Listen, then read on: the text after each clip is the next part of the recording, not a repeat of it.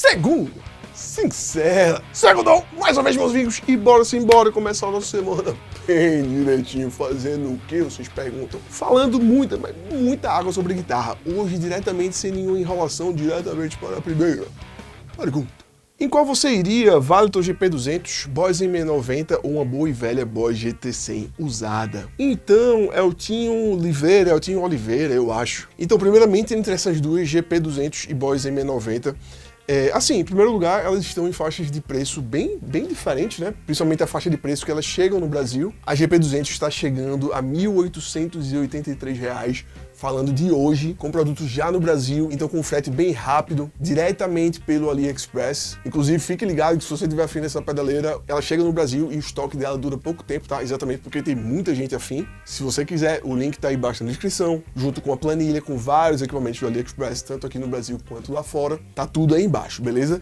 E a pedaleira da Boss, o valor que eu achei mais em conta foi exatamente o do site da própria Holland, que está saindo por R$ 3.286. Então assim, é quase o dobro do preço, né? Realmente não estão na mesma faixa. Esse é o primeiro ponto. Quando a gente começa a analisar os equipamentos em si, já olhando a parte de fora deles dois, a GP200 tem uma tela colorida muito bonita, que você consegue visualmente identificar tudo o que você está fazendo na sua pedaleira. E a Boss tem um quadradinho lá, né? Extremamente pequeno, extremamente simples. E na minha opinião, esse formato, para quem toca ao vivo, é desesperador, tá? Se você precisar fazer algum tipo de alteração. Os knobs da pedaleira, eles são feitos para realmente parecer o mais próximo de um set de pedais. Então você não tem, né, à primeira vista, quando você entra no banco, entra no preset, você não sabe onde é que você tá na configuração, e isso torna para mim impossível fazer qualquer tipo de ajuste ao vivo, saca? Já no GP200, quando você entra no preset, entra facilmente em qualquer tipo de bloco, seja amplificador, seja pedal, seja efeito, você visualiza claramente onde é que você tá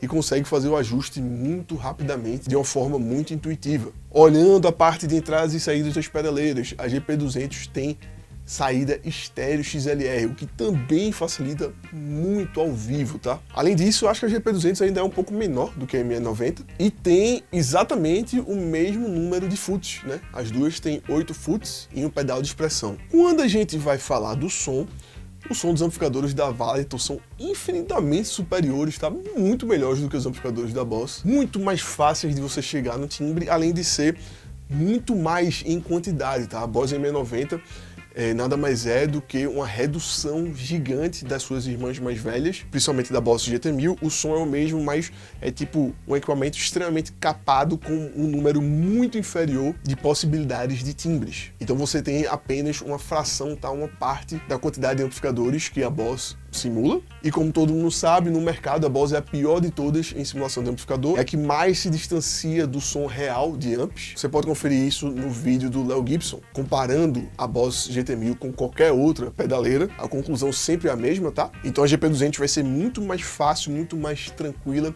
de se chegar nos timbres que você quer, muito mais plug and play. Os presets que vem nela já são incríveis, tá? O som já vem muito pronto, muito organizado. E aí quando a gente vai para os efeitos da GP200 são muito bons, tá? O chorus eu acho muito bacana, algumas modulações soam muito bem. O phaser às vezes fica meio ardido com distorção, às vezes eu prefiro usar o flanger, por exemplo, que aí vai funcionar perfeitamente. E nisso, realmente, a Boss tem efeitos lindos, né? Lindos e maravilhosos. Na M90 com pouca quantidade, mas aquela quantidade que vai resolver. Sendo que termina que são bons efeitos sendo colocados em cima de um som de amplificador não tão interessante. Então o resultado sonoro final disso, só colocando lado a lado mesmo, tá? As duas situações, mas um som base interessante de amplificador bacana, pra mim termina sendo muito mais importante na equação final de como vai ser o seu timbre, saca? Um ponto que realmente, tipo, a Boss dá uma surra, tá? Na GP200, são nos efeitos que mudam a afinação, os efeitos de pitch shifting. Ela tem um drop muito bom, tá? Muito interessante. Você pode conferir nesse vídeo aqui, que eu vou deixar no card, um vídeo oficial da Boss testando. No vídeo o cara testa ela abaixando meio tom, depois abaixando um tom inteiro, e funciona bem direitinho. Na Valitor vai funcionar, mas vai ter um pequeno atraso. E aí realmente eu não sei dizer se tem esse mesmo atraso na M90. Eu precisaria de alguém que testasse com um pouco mais de sinceridade esse equipamento, para saber se tem atraso ou não, saca? Mas que pelo menos pelo vídeo o som parece ser melhor. E outro ponto primordial, que realmente a Boss é campeã, é na durabilidade, na qualidade do equipamento, dos componentes em si, e do fato da gente ter, né, a Boss Brasil ser tão antiga aqui e dar um pouco mais de segurança na garantia do equipamento. Sabe? Quando eu fiz os vídeos aqui falando sobre problemas com pedaleiras, a frequência de aparição desses equipamentos, dessas pedaleiras, dessas marcas chinesas é muito maior do que pedaleiras da Boss. Também tem, tá? Já apareceu aqui no canal gente dizendo que ME25 deu pau, Boss GT1 deu pau, Boss GT100 deu pau, só que realmente é um número muito inferior, porque a gente sabe que a durabilidade da Boss é gigante. E é isso, tá? Falando de timbre, mesmo se elas duas fossem exatamente o mesmo preço, eu ainda iria preferir a GP200, exatamente porque o som base, né, o som dos amplificadores é muito superior, tá? É muito melhor. Isso aí não tem nem comparação, tá? E para ao vivo, o fato de ter as saídas XLR e de ser muito mais simples de visualizar qualquer tipo de mudança, qualquer tipo de coisa que eu precise fazer, é muito mais fácil também, tá? Essa seria a minha escolha. E você perguntou também a velha Boss GT100, essa eu não escolheria de forma alguma, tá? Porque o som dos amps dela é ainda pior do que o da ME90. Até a GT100, as pedaleiras da Boss tiveram literalmente sons que não são de guitarra, saca? No som dos seus amplificadores. Quando você tenta colocar alguma distorção, algum overdrive, sai um som lá que, velho, aquele som é de qualquer coisa, menos de um amplificador, de uma guitarra, saca? É um som que parece muito mais atuar em sons de teclado, né, Boss Roland e tal, do que os sons de guitarra mesmo. E por isso fizeram essa mudança, né? Você tem da GT100 para a GT1000, uma mudança completa na seção de simulação de amplificadores e melhorou muito, mas novamente ainda é de longe a pior do mercado quando a gente compara entre as pedaleiras e o som dos amplificadores de verdade. Novamente, vejam o vídeo aí do Léo Gibson, beleza? Ah, Lucas, mas eu só quero tipo, ter um som limpinho, alguns efeitos, um equipamento que tenha durabilidade boa e um pouquinho de drive em alguns momentos, um overdrivezinho leve. Vai servir, tá? Aqui no próprio canal eu já gravei uma música usando a Boss GT1 e o timbre tá massa, o timbre tá bonito, o timbre tá chique, tá funcionando. Só que para timbrar esse tipo de pedaleira você precisa se adequar ao som da pedaleira e meio que tocar de acordo com o som dela e meio que ficar amarrado em não poder timbrar de nenhuma outra forma que não seja aquele som básico que ela te entrega, principalmente na região aguda. Você adiciona agudo nessas pedaleiras e sempre vem numa região totalmente esquisita, totalmente irritante, totalmente horrível. Principalmente quando você quer sons mais pesados, né? Você não vê literalmente ninguém utilizando pedaleiras até a Boss GT100 e tocando som pesado com som bom, né? Com som horrível e tosco, tem de bolo aí, né? E é isso aí sobre essas pedaleiras. Próxima pergunta. O rock morreu? Tem alguma chance de termos uma explosão do gênero como nos anos 80 e 90? Beto Niga, meu velho, essa pergunta ele tá fazendo porque recentemente eu fiz um vídeo analisando a uma inteligência artificial que pegou vários dados de streaming de pessoas que estão ouvindo música nos Estados Unidos e que de 2019 para cá ficou constatado por essa inteligência artificial que houve uma subida muito grande de pessoas escutando rock and roll, assim como também uma subida enorme da prevalência do instrumento guitarra nas músicas como um todo, saca? Eu até fiz um vídeo no Instagram que deu uma viralizada, muita gente comentou, muita gente compartilhou, com um resuminho disso daí. Se você não me segue no Instagram, LucasRBM, já me segue lá, que sempre tem conteúdo extra por lá. Inclusive, conteúdo de Segunda Sincera, algumas perguntas que não são respondidas aqui, eu vou respondendo por lá. E bom, isso vem acontecendo e isso é massa,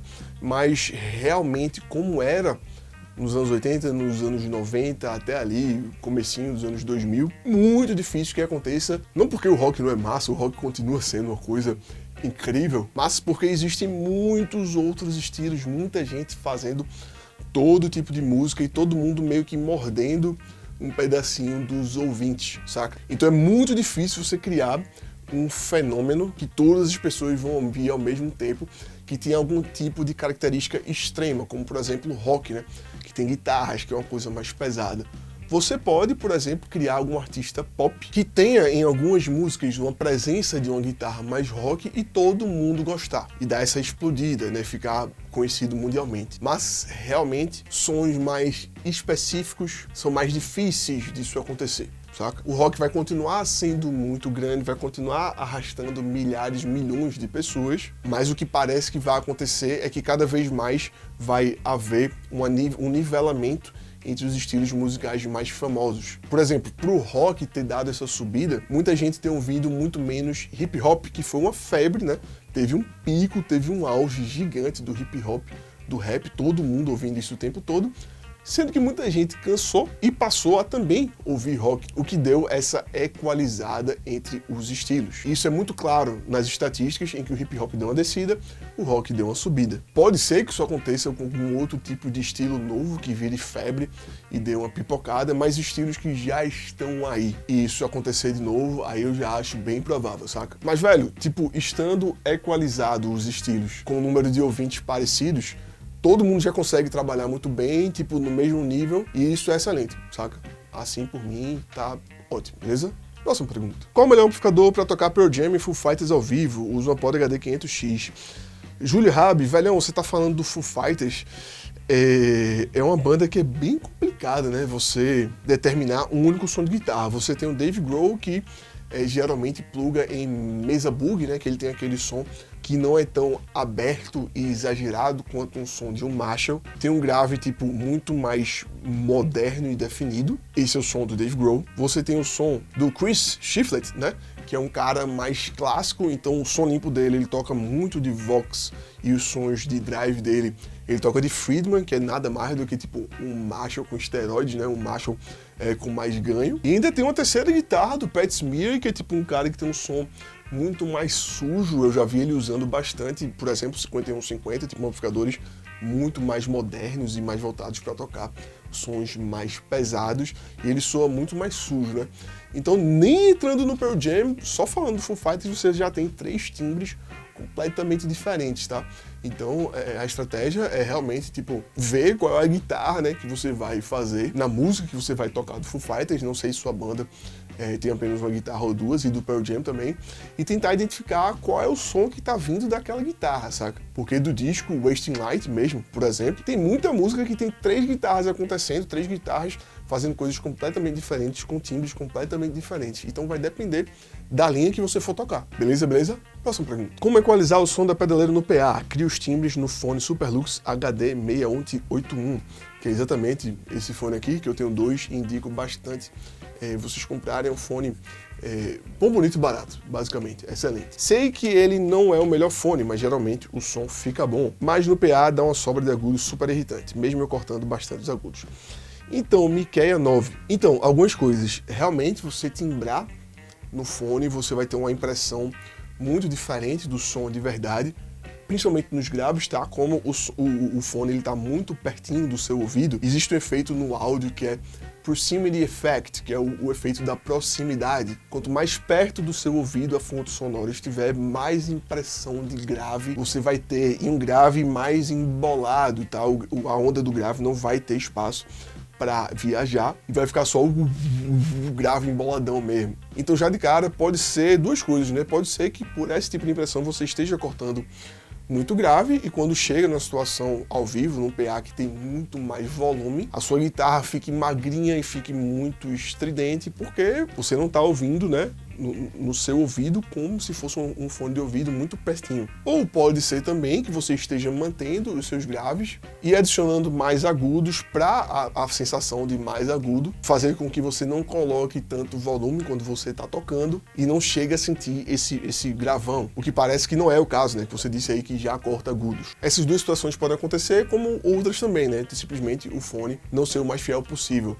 E também pode acontecer de, ao vivo, quando você for tocar, naturalmente tudo vai ficar mais alto, tudo vai ficar mais extremo. E a posição do timbre da guitarra no mix tem que ser aguda mesmo, tá? Tem que ser médio aguda, exatamente para ela se destacar. Se você baixar alguns timbres de guitarra isolados de discos ou até de apresentações ao vivo, você, ouvindo só o som da guitarra, você vai ver que é tudo bem médio agudo, bem agudo, exatamente para poder aparecer na mix, saca? Então o lance é analisar como tá soando com a banda toda. Se realmente com a banda toda ainda estiver muito irritante, muito agudo, tipo mais agudo do que os pratos da bateria, por exemplo, aí realmente você vai precisar cortar mais. E aí duas coisas, né? Não sei qual amplificador que você está simulando, você pode cortar diretamente no amp mesmo, tipo lá no treble ou também no presence, que são exatamente agudo e médio agudo, dependendo do amp que você está tocando. E por último, depende também do local, né? Do local que você está ouvindo esse PA. Às vezes a gente está em um ambiente que simplesmente o agudo ele fica muito irritante, e como a gente trabalha com tecnologia digital, a gente está mandando os agudos inteiros de uma forma perfeita. Então, dependendo do local que isso for executado, isso pode ser muito amplificado, saca? O espaço vai ditar muito as frequências que vão ser amplificadas ou atenuadas do seu som. Então, você tem que prestar atenção em tudo isso. E essa foi a última pergunta, segundo sincera. Uma ótima semana para todos vocês. Não se esqueça de deixar um like, se inscrever no canal, comentar qualquer coisa aí embaixo. Se quiser ajudar o canal, tem a campanha do Apoia-se aí embaixo, a partir de R$5. Você já ajuda o canal a ter uma vida longa e próspera, beleza? Isso aí. Até o próximo vídeo.